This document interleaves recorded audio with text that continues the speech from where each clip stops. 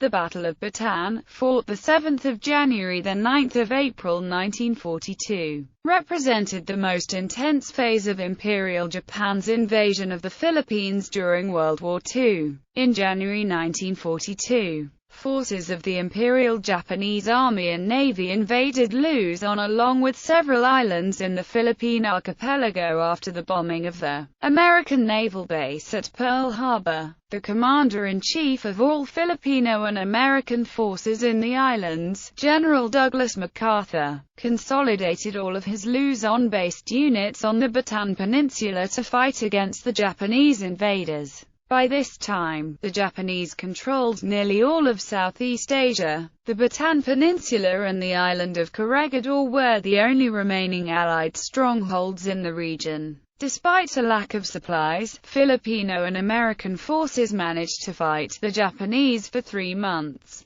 engaging them initially in a fighting retreat southward, as the combined Filipino and American forces made a last stand. The delay cost the Japanese valuable time and prohibited immediate victory across the Pacific. The surrender at Bataan was the largest in American and Filipino military histories, and was the largest United States surrender since the American Civil War's Battle of Harper's Ferry. Soon afterwards, Filipino and American prisoners of war were forced into the Bataan Death March. Background: the capture of the Philippine Islands was crucial to Japan's effort to control the Southwest Pacific, seize the resource-rich Dutch East Indies, and protect its Southeast Asian flank. After Japanese carrier planes attacked the United States Pacific Fleet at Pearl Harbor on the morning of 7 December 1941, Taiwan-based aircraft, within 7 hours, pounded the main bases of the American Far East Air Force at Clark Field in Pampanga, IBA Field in Zambales,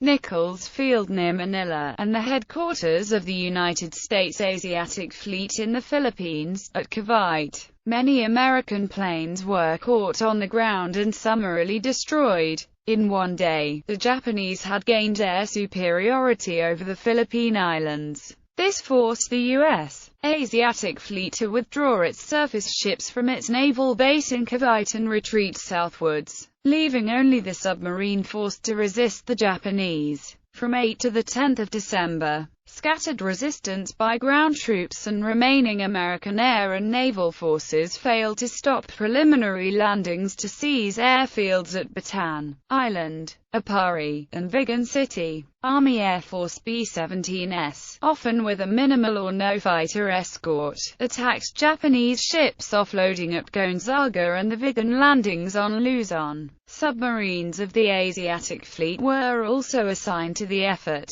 In one last coordinated action by the Far East Air Force, U.S. planes damaged 2 Japanese transports, the flagship Nagato, a destroyer, and sank 1 minesweeper. These air attacks and naval actions, however, did not significantly delay the Japanese assault. These small-scale landings preceded the main assault on the 22nd of December 1941, at Lingayen Gulf in Pangasinan and Lamon Bay, Tayabas, by the 14th Japanese Imperial Army, led by Lieutenant General Masahiro Oma. By effectively neutralizing U.S. air and naval power in the Philippines, the Japanese gained supremacy that isolated the Philippines from reinforcement and resupply, and provided itself with both airfields for support of its invasion forces and staging bases for further operations in the Netherlands East Indies. Prelude: War Plan Orange 3. After securing the beachheads,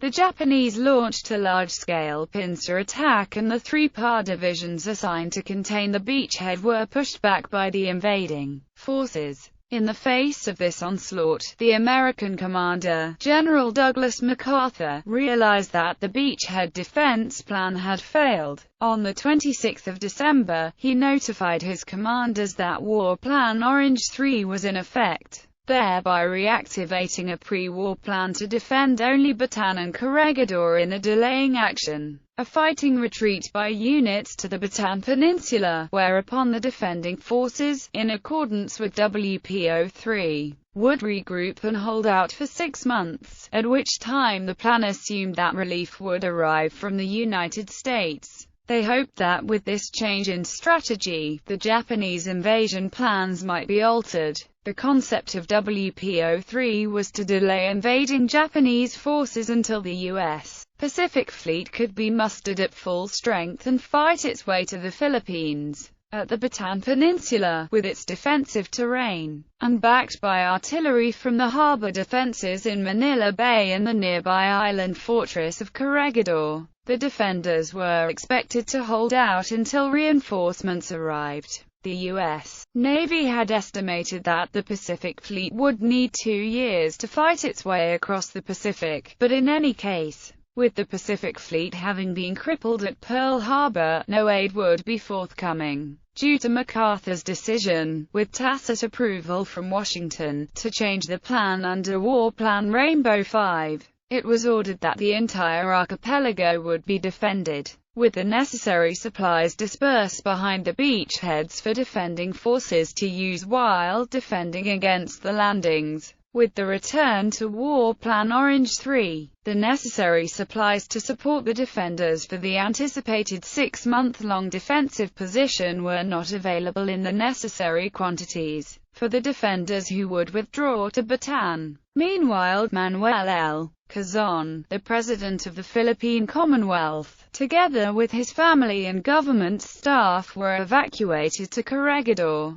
along with MacArthur's United States Army forces in the Far East headquarters, on the night of the 24th of December 1941. While all USAF military personnel were removed from the major urban areas. That same day, Manila was declared an open city. Despite this declaration, Japanese forces undertook punitive bombing raids, finally occupying Manila on the 2nd of January 1942.